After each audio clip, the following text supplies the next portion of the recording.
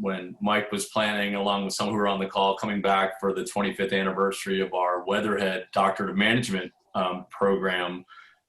We were really looking forward to hosting Mike at ThinkBox and look forward to having him in when he does make it back to Cleveland in person. I also am a faculty member at Weatherhead. I'm an associate professor teaching entrepreneurship. Let's do a quick round before I turn it over to Asher Bear, who's one of our great undergrad students and is going to moderate the discussion. Maybe I'll just I'll just sort of call on you as I see you, just for a quick intro, so that we and Mike and others know who's on the Zoom call. So Doug, do you want to start? Sure. So I'm Doug DiGirolamo. I'm the program manager of Sears ThinkBox. I'm also supporting the Veale Institute for Entrepreneurship at Western Reserve University. And I work with students, faculty, staff, and alumni on their business ideas and get them interested and see the value of entrepreneurship. Great, thanks. Tiffany, one more intro for those who join. Oh, you're muted, sorry. Okay, go ahead. So I'm Tiffany McNamara. I am colleagues with Michael and Doug at CASE. I am with Sears ThinkBox, which is our entrepreneurship and innovation space on campus. And I'm the Senior Director for Strategic Partnerships and Business Development. Thanks. And is Charisse, is that the way you pronounce your first name? That's correct. Awesome.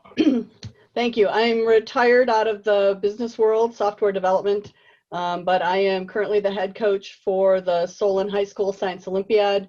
I'm interested in the ThinkBox pieces as well as some of the entrepreneurship pieces. I don't necessarily want to stay in retirement, so just kind of putting my hat out there and seeing what's going on. My family does a lot of ThinkBox. I have a son at CASE and I have a son who graduated from CASE, so just familiar with all of those pieces and interested in how they're coming together and what's going forward. Awesome, Charisse. Thanks for joining. Bob Krug? Yes, my name is Bob Krug. I'm in downtown Manhattan, New York City. I am finishing off a semester at St. Joseph's College in New York City, where in 2 weeks I will have formally, fully retired, which I'm looking forward to. And I came on. Mike was one of my advisors, my primary advisor in their Doctor of Management program, and somehow or other was able to get me out. So that's why I am. Awesome, Bob. Thanks for joining. Kathy?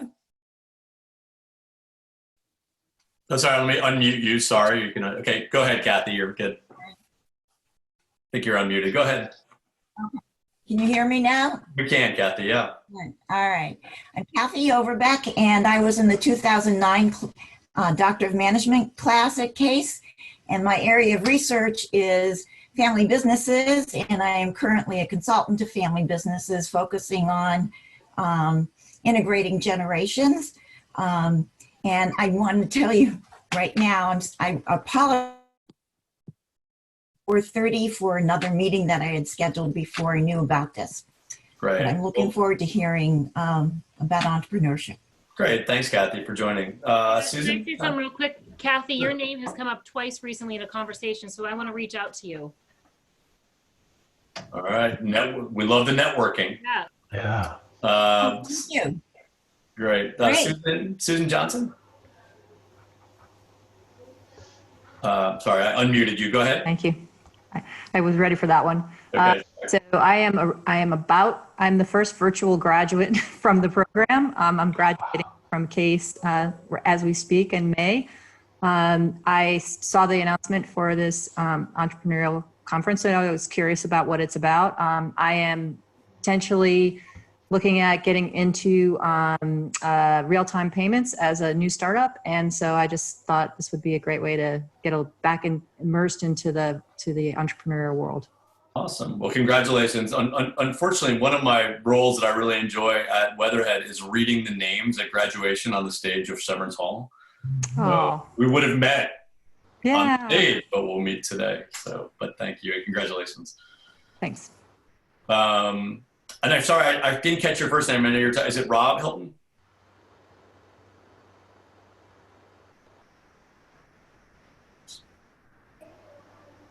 It is Rob, if he's there. Okay, Rob, are you there?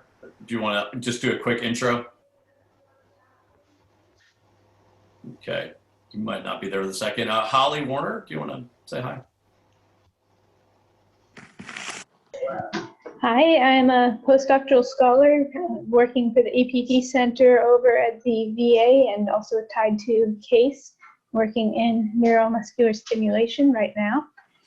But I look forward to hopefully the opportunity to participate in some entrepreneurial endeavor in the future. So I'm just starting to get my feet wet and saw a great opportunity to hear some wise advice. Thank you. Thanks, Holly. Andrea?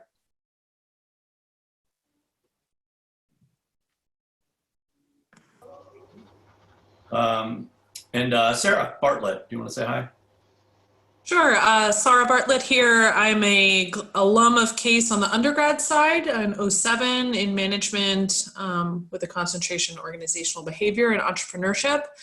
I have my own consultancy now focusing on change management for individuals and organizations, but eager to hear the discussion today and looking forward to hearing all the ideas that the rest of the group has. It seems like a great audience. Great, thanks, Sarah. Great to connect. And let me turn it over to Asher Bear, who's an undergrad, just finishing his second year. Actually, he and Mike are not very far away from each other in Southern California. So one of the things that we've been doing is, sorry, let me just mute folks that are not, except for you, Asher and Mike, just for a second.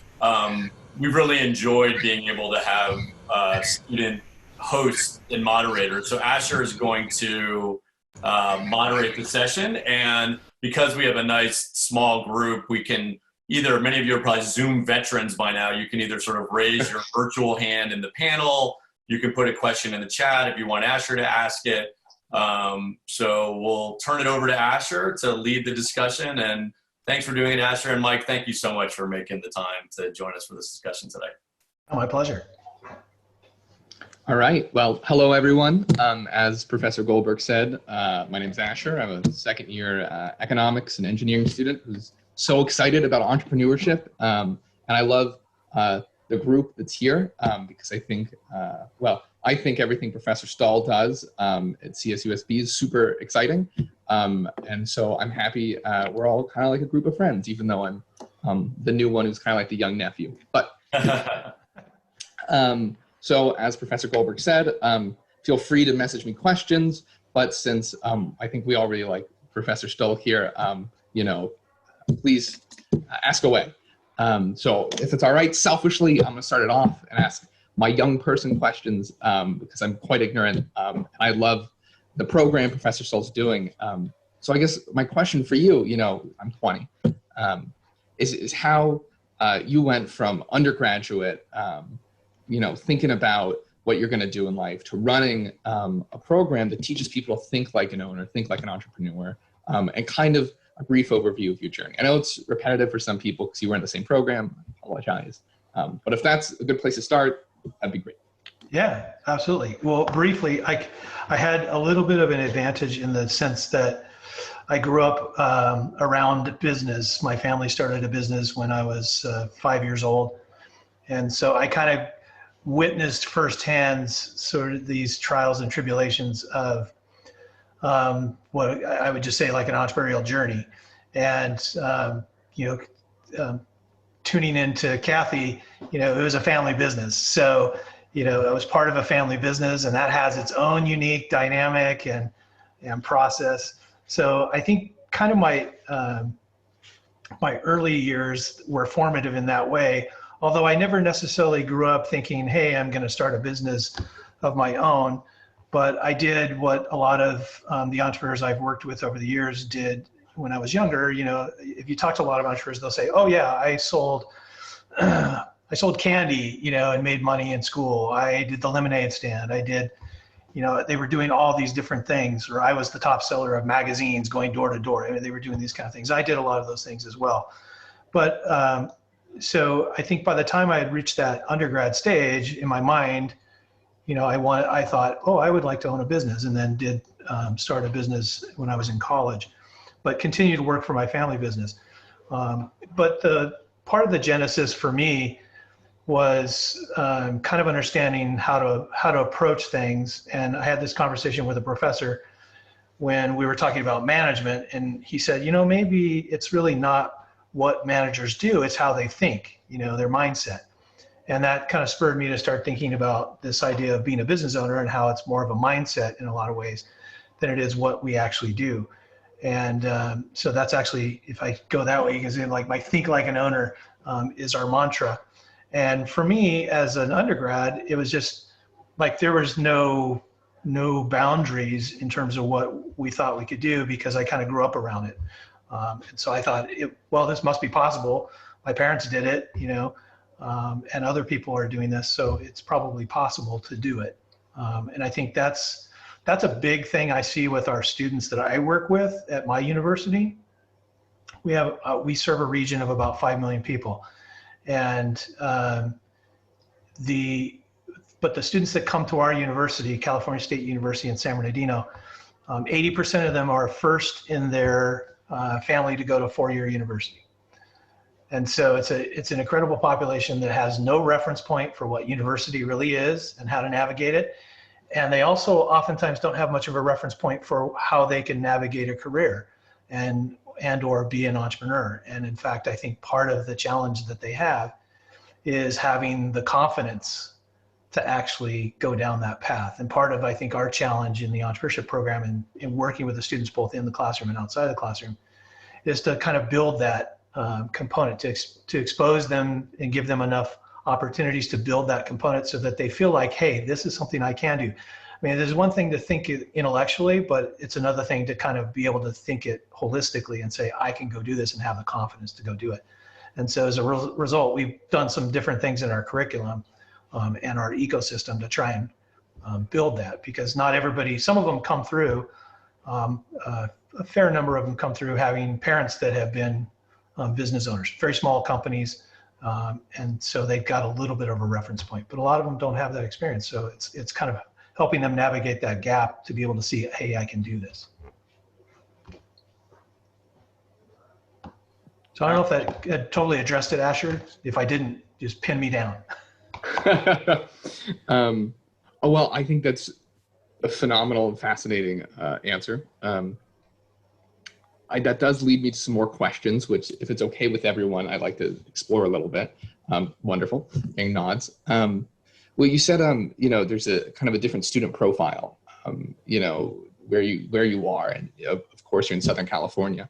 So how do you think that impacts, I guess, you know, the fully realized entrepreneurship mindset? Do you think there's a distinction, and do you think there are things to learn from kind of combining, you know, the Case Western Midwest perspective and the CSUSB entrepreneurship perspective?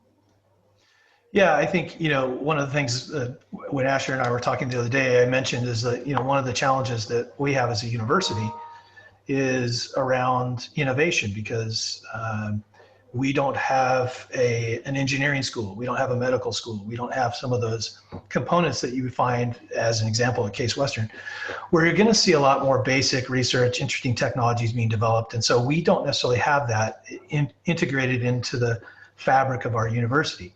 And so what we've been doing is trying to develop collaboration with what we do have, which, you know, we have computer engineering, we have applied physics, we have really interesting things going on in the healthcare area, in the health sciences and nutrition and kinesiology. And then some really interesting things happening in chemistry, biology, and even as far afield as theater arts. So we've focused our efforts kind of in those areas, whereas in a lot of, like, our sister institution across just 20 miles away from us, University of California has a campus at Riverside. And most of their entrepreneurial efforts are focused around their engineering school and their hard sciences, you know, and so that's where they're focusing. We're kind of focusing on a different audience. So I think that's kind of the difference that we see in working with the campus and with the students. Really cool, very cool. Well, obviously, as an engineer, I'm interested. How do you facilitate this design mindset with, I guess, more of the liberal arts-based sciences, right? What's kind of your mode of Well, I think for us, particularly as we're working with the different faculty and the different students, we've learned to kind of adjust our terminology and how we communicate. And so we learned early on that we went, part of the strategic plan at our university over the last 5 years has been to create more of a culture of entrepreneurship and innovation on campus. And so our center and our faculty have been leading that effort. And what we learned early on, it's not that we haven't interacted with the campus over the years, but we've kind of reached a maturity level as both a program and I think even our campus as to being receptive to this. And as we started kind of really trying to create connections among different constituencies on campus, including the students, we learned that we had to use different terminology. So when I go into the School of Social Work, and we're working on some collaborations right now around social innovation and social entrepreneurship, we had to change, you know, we didn't talk about profit. We didn't really talk about entrepreneurship, but we did talk about innovation, and we talked about social impact, and we talked about all these different things. Because when they hear the word business or profit, they go, oh, that's not us, or oh, I don't want to hear about that. And you know, so I think we've learned kind of to adjust how we communicate and create sort of a common language that everybody can kind of work off of, as opposed to us sort of going in and saying, well, we're here from business and entrepreneurship, and we're going to, you know. And it's interesting because some of our best collaborations are with a college on our campus. We have 5 colleges on campus. And our strongest collaborations right now are with the College of Arts and Letters, which is theater arts, drama, design, and the College of Social and Behavioral Sciences. We have really strong collaborations with psychology, and then all of the arts. So it's really interesting because those are totally different from what we do, but what we talk about and what we do really resonates with them. When we talk about when we go into working with the art, and we talk about how can you monetize your innovation and your creativity, and how can you create a pathway as an artist that's going to allow you artistic freedom and growth, but still allow you to be sustainable. And so we're kind of shifting this dialogue and this conversation in ways that I think is more productive, and it allows for us to kind of come together. And of course, we learned that by making mistakes. Wonderful. Thank you very much. I think we have a question from Ms. Bartlett. If I'd like to be formal. So please take the floor. Thanks, Asher. So kind of related to what you were sharing about changing the language, I was wondering if you've been seeing a change in the profile of, I'll just say, your average student. And I say that because when I was a student, entrepreneurship I felt was more about starting a business and learning the fundamentals of that, whereas much of the language and the energy that I see either entities or academic institutions pushing is a startup mindset and a accelerator mindset, and about funding and VCs, and certainly part of starting a business for some individuals, but I don't have any venture funding for my business. So I was just curious if your average student profile has adjusted, and if you're seeing that reflected in the type of individuals who's interested. And I guess even Professor Goldberg, if you're seeing that as well, in who is interested in entrepreneurship. Yeah, fantastic question, Sarah. And I've been at the university for 18 years, and the students have definitely changed. A couple of things that we've noticed. One is that we're getting a lot more interest in entrepreneurship outside of the College of Business. And I think that's partly attributable to the fact that it's just more on the radar of a lot of the students. It's more out in popular culture. Think about, you know, when I talk to students and say, hey, you know, I ask them if they've seen Shark Tank. Oh yeah, I've seen Shark Tank, you know, and they're, so I think just in general, we're kind of seeing that, and we've seen it even in our numbers. So freshman applications for entrepreneurship or the entrepreneurship minor at our university have always been fairly strong. They've always been in the top 40, kind of like 35, 38, you know, out of 40. And this is out of 130 programs they can apply for. In the last 3 years, it's jumped into the top 20. And another indicator was we launched a living learning community on campus this year. It was the very first academic living learning community program on our campus. We've had some in the past for first generation college students, honors program, that kind of stuff, but the first discipline-based living learning community. And we were so excited. They came to us. They wanted us to do it with them, the residential housing people. And then we got close to, doing the orientation, and we were very excited. And I said, so how many of the 45 students that are in the community are entrepreneurship students? And they said, 0. None.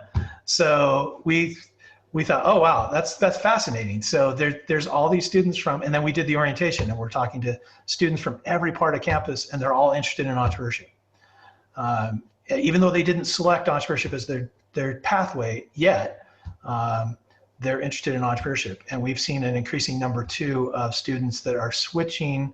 We had a physics student 2 years ago that came to one of our sessions, and then he said, I think I'm going to do a minor in entrepreneurship. And then he took a couple of classes, and he came to me and said, Professor Stull, I'm going to switch my major to entrepreneurship, and I'm going to do a physics minor.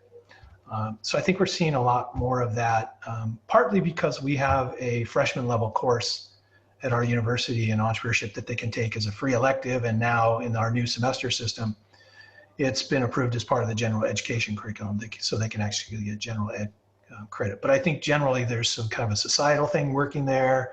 I think there's a campus thing working there. I think they're all kind of working together. I'd be curious at Michael's point of view. Yeah, no, I was going to jump in. One of the, when I took this new position at Case with our institute getting set up, one of the fun things I got to do was call alums like Mike and others that have been doing this for a while and running centers. And one of the things that I was struck by our conversation, Mike, is how you engaged faculty across the university, like through a fellows program and others, because we see the same thing at Case. Even though I have a foot at Weatherhead, a lot of our entrepreneurship activity lives in other schools.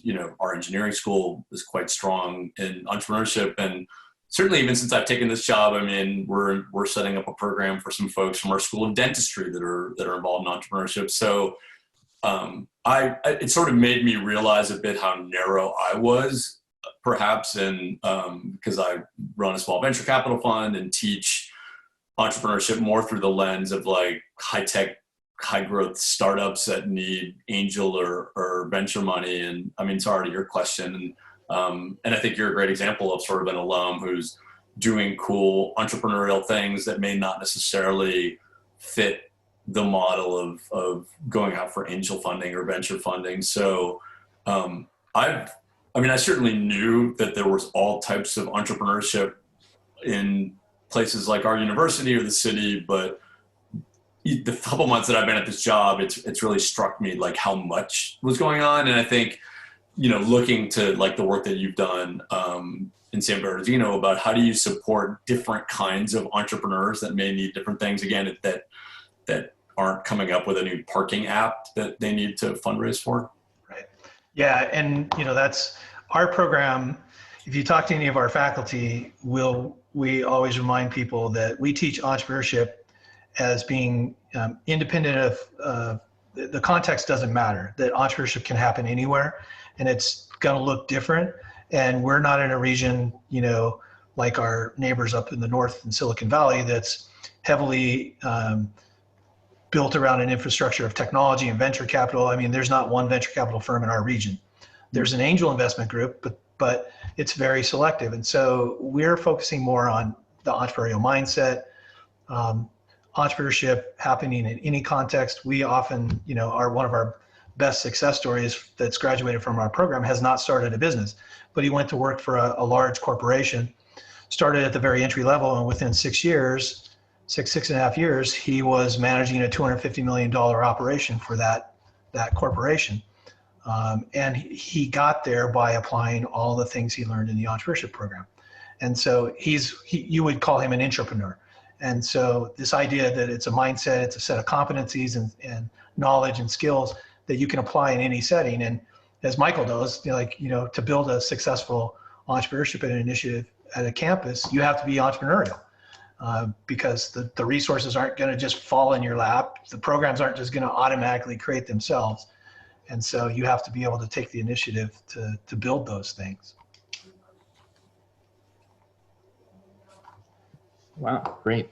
If it's all right, I have a quick question to read off from Ms. Overbeek. I hope I'm saying that right. And it is, what leadership qualities work best for entrepreneurs? And then after that, Professor Krug also has a question. So. Oh, well, I'd like to hear what everybody else has to say on this too, because I mean, that's a really interesting concept. And actually I was talking about this with my MBA students online last week about the different styles of leadership that you see among entrepreneurs. And you look no further than, like, a lot of times people will have these conversations about the late Steve Jobs, or they'll talk about Elon Musk, or, you know, and there's these really unique leadership approaches that they have. The entrepreneurs that I've worked with in our region that I think have tended to create successful and sustainable businesses are the ones that are have high levels of emotional intelligence, that are really focused on creating a culture in their organization that's embedded around certain core values that everybody's on the same page with, and that they hire and fire to those core values. And typically those core values are rooted in, you know, teamwork and having, as one of my entrepreneurs, a young entrepreneur said to me, he said, you know, the business didn't thrive until I figured out how to get out of the way of my employees. And, you know, kind of almost a servant leadership approach. And in his case, he was young. He started the business when he was 16. He didn't know any better. And by the time he was 30, his business had hit the ceiling. And he figured out that there was a lot of talent around him that he wasn't letting thrive. And he completely changed his leadership style to be more inclusive, and he incentivized participation, and he wanted to get people thinking more like an owner. And that's probably the number one question I get from entrepreneurs when I go out and talk to them is, hey, Mike, how can I get my employees to think more like me? And part of it is you have to really want that, and you have to want the results that will come from that, because once you open the genie, you know, the bottle, and the genie's out, you're going to have to deal with it. And you have to create a culture that's going to reward people to be engaged at that level, because if you're not going to give them equity, there has to be some incentive for them to be more collaborative and more innovative. So I don't know if there's one particular profile, but I see some commonalities among the people I work with that seem to have the respect of their team and have achieved success, and it's been pretty sustainable. So I'd be curious what everybody else thinks. It's interesting you mentioned this, you know, how do I get people to be more like me? For 30 years in industry and for the last dozen years to students, I've been telling them, you don't want more people like you. You've already got you. You want people who are different than you. And it's so difficult to get to understand because their first reaction is, that's going to do nothing but frustrate me. And my retort is, fine, get frustrated. Yeah. Yeah, well, I think part of it too, Bob, is that it's not that they want a clone, it's that they want people that have an ownership mindset. Mm. And I think that's the big thing is, and it's the same, like, you know, for my Center for Entrepreneurship, our number one core value is think like an owner. And what we want is everybody in the organization. We have about 40 people that work in the center now, and we're about to add another 20 because of the stimulus funding. What we want is for them to be able to do their job well, which is going to take a different skill set, different approach, depending on what they're hired to do. But we all want them to be able to live our three core values. And the number one is to be able to have an ownership mindset, to think like an owner, that when they come in and do their work, they're a part of the owner of this, and it means more than just coming in and doing your job. And so I think that's what most of the entrepreneurs I talk to, I think that's what they're getting at. Not that they want to recreate themselves, because as I've said before, if you have a basketball team, you have 5 Kobe Bryants, there's only one basketball.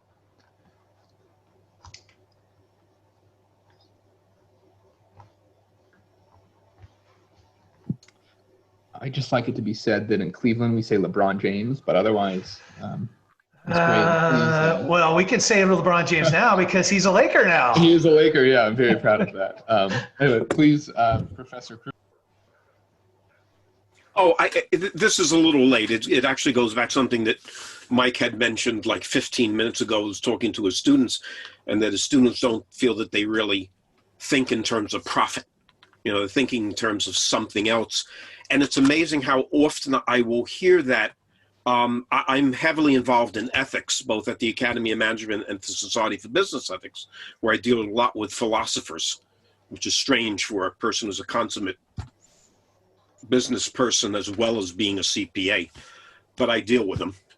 It is this strange notion that profit is evil, or that, or a continuation of the idea that MBA programs are purely utilitarian, or they're only there to drive you to profit irrespective of everything else.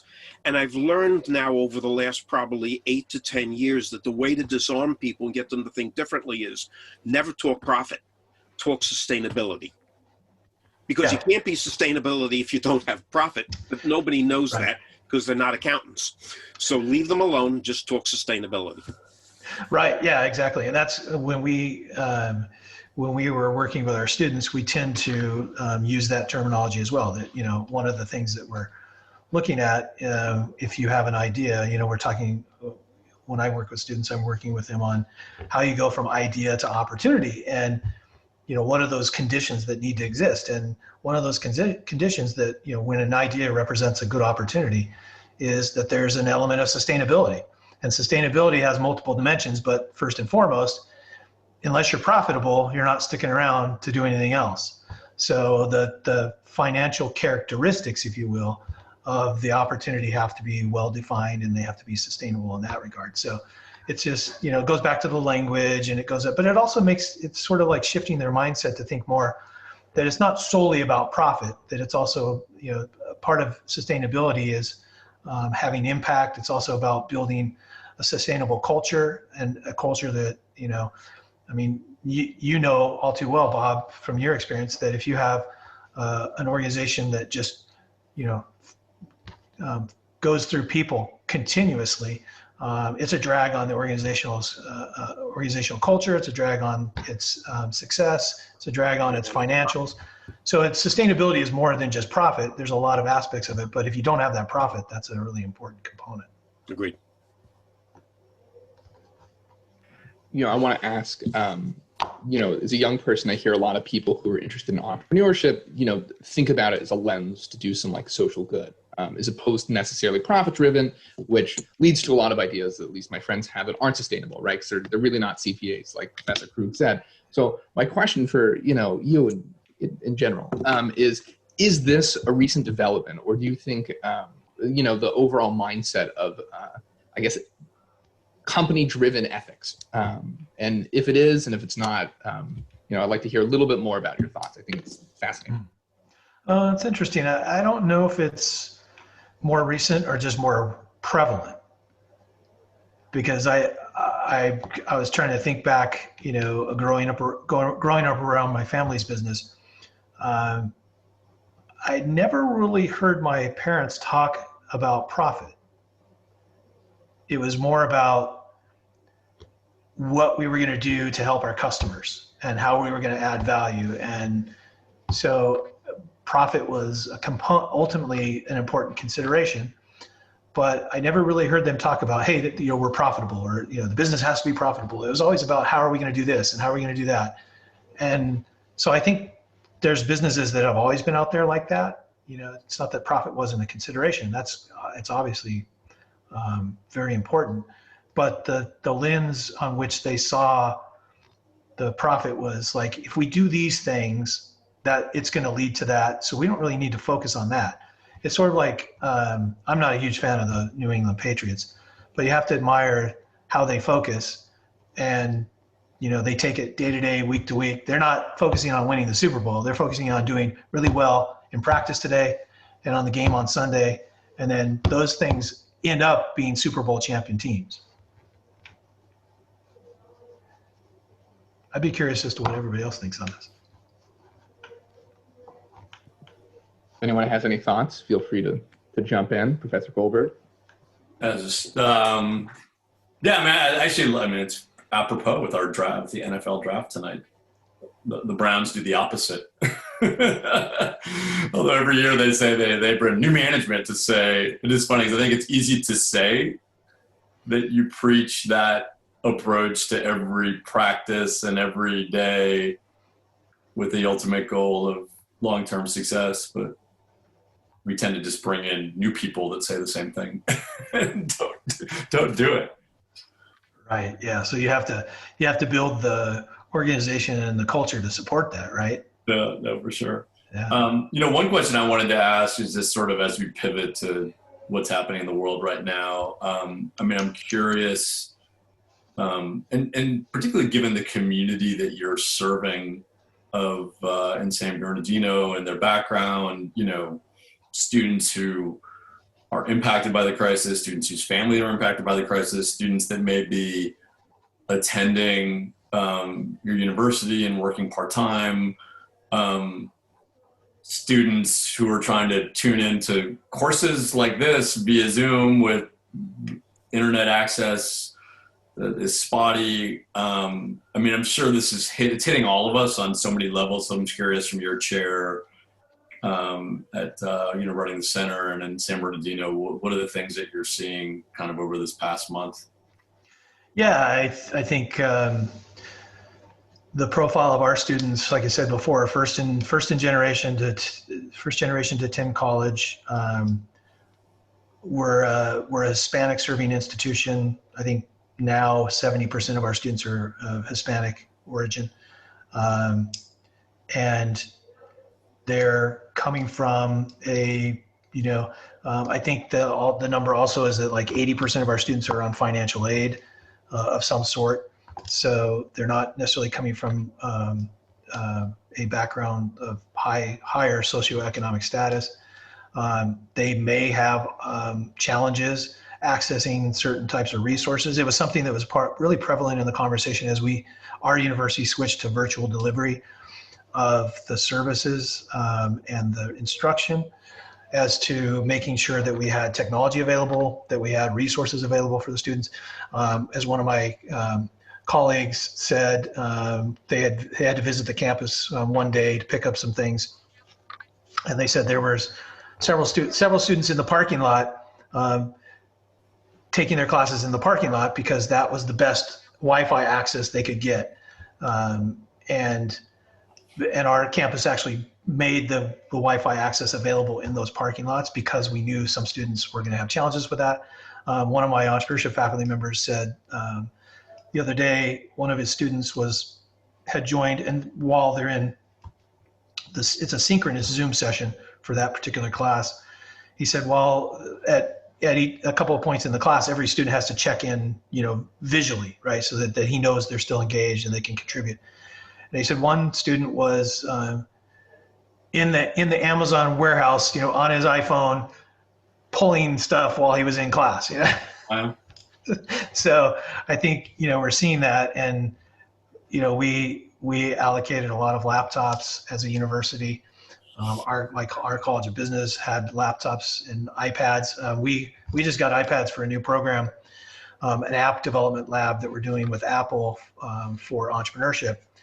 And the iPads are going to come in, and we're not going to be able to do the lab until we get this all sorted out. So we donated our iPads for student and faculty use. So I think being able to provide resources is really important, but we're definitely seeing that sometimes they're not in a position to be successful because they don't have the resources or they don't have good access to the internet. And so I think it definitely is creating some challenges. Interesting. Speaking of the COVID-19 world, kind of a broad question, and that is, in your mind, how does innovation change, during this time? Aside from, focusing on making masks as opposed to, ultraviolet light, like, how do you think the mindset will grow and evolve? That's tough to predict, I guess. And I'd be curious as to Michael and Doug's thoughts on this as well, because I think in some sense, some of the things that are already in process and that people are working on, like I've got a colleague in chemistry that she's working on this really interesting project, and that's going to continue on, right? She's going to continue to drive that forward. Her goal is to license that technology out. She doesn't want to create a business, but we're working with her to accomplish that. But then I think you're going to see some emergent things, right? So there's going to be some things that are happening that are and opportunities, not even around innovation, but even just business opportunities in general, where people are going to start looking at and going, well, wait a second, now businesses are having to adapt and adjust, and we need to be there to help them do that.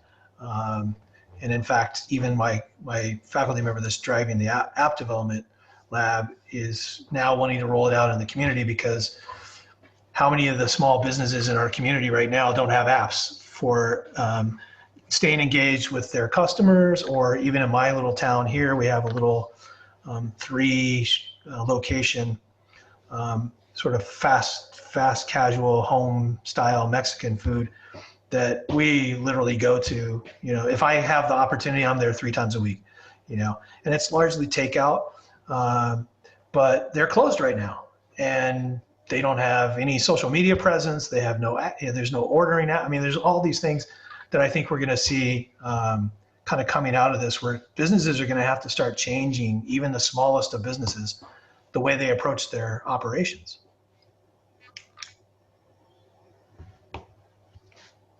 Is that how we do it? It works. So yeah. Learn how to do the Zoom hand. Yeah. Mine doesn't have a Zoom hand. Oh, you don't? Okay. Sometimes they do, so I use mine. Yeah, sometimes it has the raise hand function. Yeah. All right. So first, I appreciate calling out the entrepreneurship component to this, because that is who I've been. If someone were to say, what have you done in your career, and I start stuff, and it wasn't until I would say probably 5 or 6 years ago that I even knew that there was a word for that. Yeah. And so I appreciate that that's also part of this conversation, because oftentimes when you work in entrepreneurship, alongside the likes of a Michael Goldberg, who's done all these things out in the real world, and then you've got someone like me who's only started stuff within an industry or an institution. Of course, our experiences aren't the same, I think, but there is that still the mindset, the culture, just the grind is there, because you're starting things within, 4 walls sometimes. Right. Yeah. And in some sense, I had one of our entrepreneurs that we work with pretty closely that's got a very successful company, and he's got such an interesting story. He was working for the Los Angeles Dodgers, and his father had started a business, and his father got gravely ill, and he had to step in and take over the family business, didn't know anything about it. And and he never looked back, and he's got this really incredibly successful company, and he's just a fantastic person and great leader. And one day he said to me, he goes, it's really impressive what you and your team are doing there at Cal State. He goes, and he said, as I watch you guys and I think about all the stuff you have to deal with at a university, he goes, I think what you do is probably harder than what I've had to do, And in some ways I said, yeah, probably so, because, and Michael, if he hasn't already found it out, universities aren't hotbeds for innovative change, as a practice. It doesn't mean it doesn't happen, but it's just, as I always joke at my university, the default answer is no, or that can't be done. Right. And that's just, it's doubly bad because we're a state-run, we're a state university, and we answer to a centralized hierarchy, and we're a part of the government, and so we have all these processes and procedures, and it can be really challenging to be innovative in that environment, and you really have to be resilient, and you really have to take battle constantly to get things done. So in some ways, if it's not harder, it's probably equally as hard. And I also like that we have multiple exits, right? I mean, we get to start stuff, move it on, let people take it. I feel that way, that I also have a short attention span. So we start things, we hand it off to the people that, really can grow it and do the best for it. And that's what I think I appreciate also about this role. That's awesome. That's a great point. Yeah. And that's the importance of a good team. I've got a leadership team of, we have 6 people on our leadership team, and I don't have to worry about, sometimes I get asked, well, tell me more about specifics about this program. I was like, well, you have to talk to Michelle, or you have to talk to Stacy, or you have to talk to Paul, because I don't know the specifics on that. That's theirs. I know the high level stuff, but the day-to-day stuff, that's theirs. I had the best team, and Michael stole them. Oh no. Doug was my partner in crime, and now Oh, no. yeah, it's okay. It's good. It's great. Oops. He's borrowing him. Exactly. We're all collaborating. Yeah, you're collaborating. Yeah. Well, thank you. So I think we have time for maybe one or two more questions. Sarah Bartlett, you have the floor, so please go ahead. Thanks, Asher. So kind of tying to that, you were mentioning the different collaborations you have with the other colleges and schools within your institution. And I think you had mentioned earlier in the presentation that, let's say when you speak to those in the social work school, you don't lead with profit. You find a different focus. And yeah. I guess, so in my experience, let's say working with a clinical team and a social work team, because they've never had that exposure, they're at a deficit when it comes to business conversations, because they do not have the language around how to, calculate ROI, how to measure productivity. And so I guess not to push back too hard, I guess I'm curious if there is an opportunity to, not with the students per se, but with the faculty members, to talk about the challenges that these students may face when they are starting their own practices or when they are developing their own business, that you may not like to do this and you may think that it devalues the work, whether it's healthcare or education or any kind of, serving capacity. But if you don't know this, there's a ramification there. I guess I'm curious to know if you've had any other schools have alumni come back looking for that, or is there an opportunity for that? Yeah, there is, and how we work with the faculty. Michael briefly mentioned it. We created a program called Faculty Fellows, Entrepreneurship Faculty Fellows. And what we do is we incentivize those faculty that are interested in entrepreneurship as it relates to their field in some way. That can be in the form of the kinesiology professor who has a really innovative exercise device that he's developed in the lab and wants us to help him figure out how to bring it to market. It can be as more basic as, our psychology faculty member who said, there's a huge gap we serve 2 counties in our region. San Bernardino County is the largest county in the United States, 27,000 square miles of size. And it has a huge gap in childcare services. There's a deficit of childcare services. And so they're desperately trying to address that gap, both from capacity, but also leadership and the capability to launch new childcare facilities and things like that. And that's rooted a lot in child development, and which is in our psychology department. So the psychology faculty member is working on trying to address that and came to us and saying, how could we address this gap?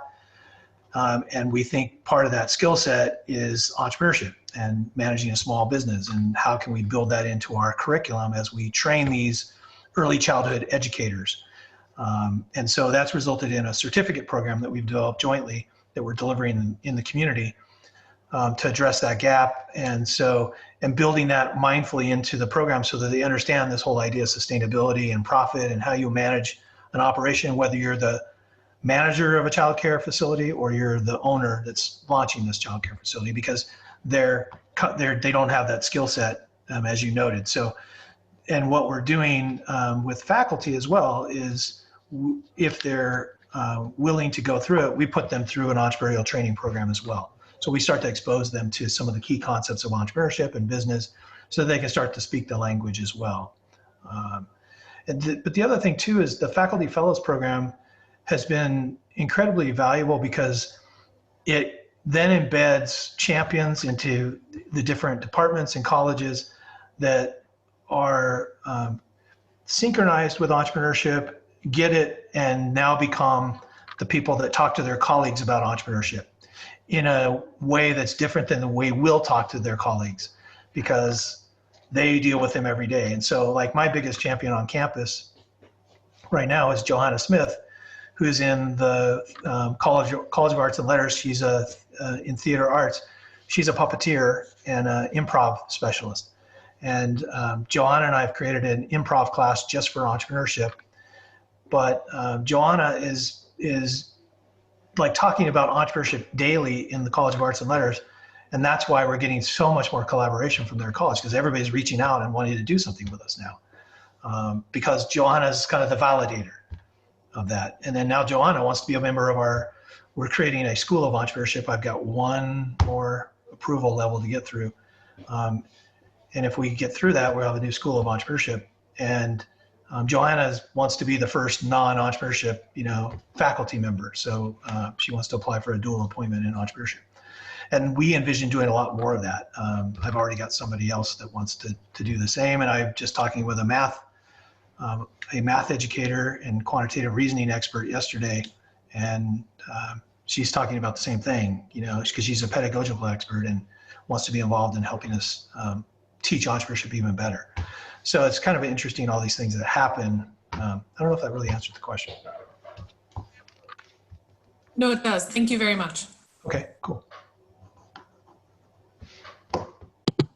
All right, we're kind of hitting our 5 o'clock timer. So I don't want to say thank you for everyone's questions. Thank you, Professor Stull, for wonderful and diverse answers. I think I'm going to throw it over to Doug to add some points.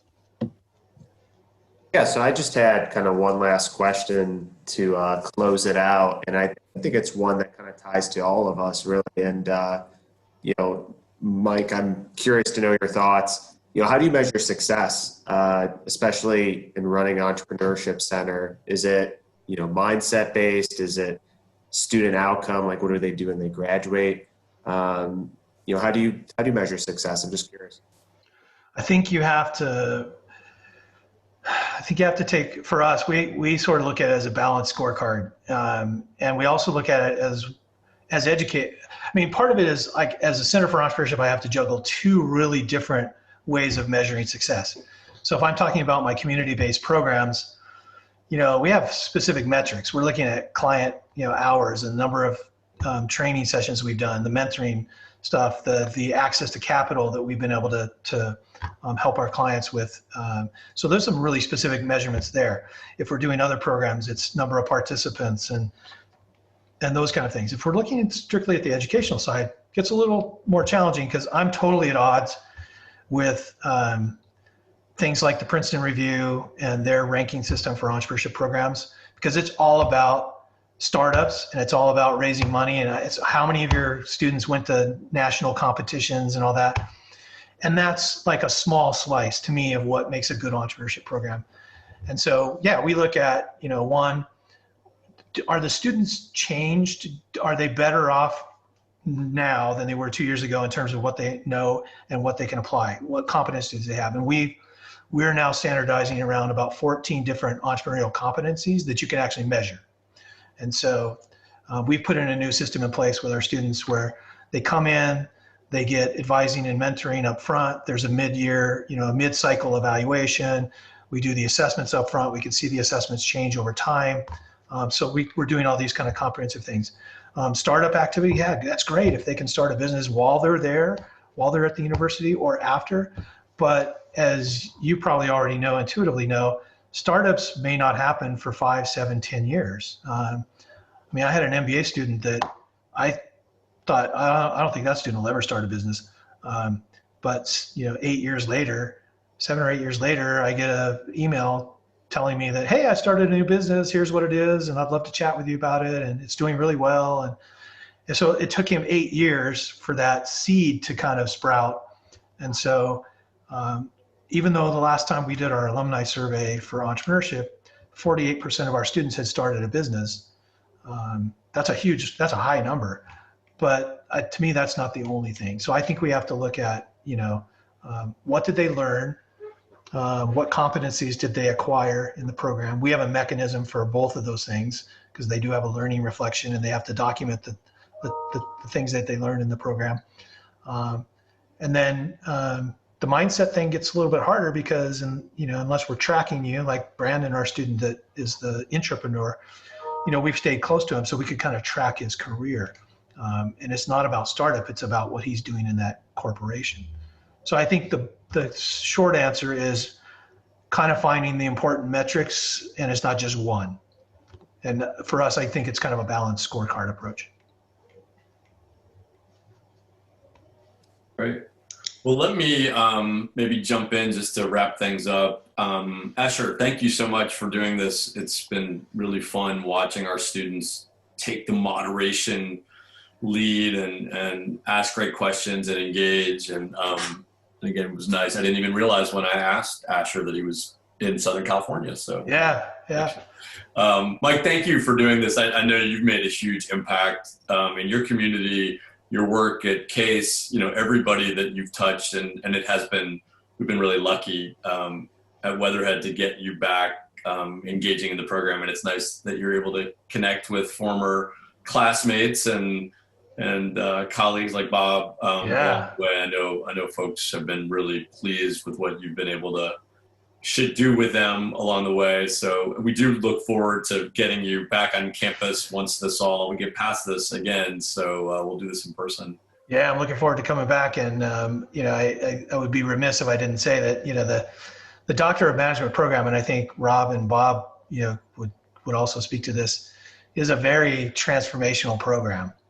And, I attribute a lot of my success and my thinking, the way I think, to the experiences I had in the program, and also, as Bob alluded to, working in the program for about 5 years after I graduated, continuing on working as a research advisor and just interacting with incredibly intelligent and accomplished people that really constantly pushes you to do better, and I think that's one of the things, like, you walk into that Doctor of Management program and you look around the room and go, holy crap, I need to step up my game, because there's some really impressive people here, like Rob Hilton, and so I think that, like, as I look back over my educational experience, to me, the Doctor of Management program at Case Western, and Case Western as a university, was easily the best educational experience I have had, and the most impactful.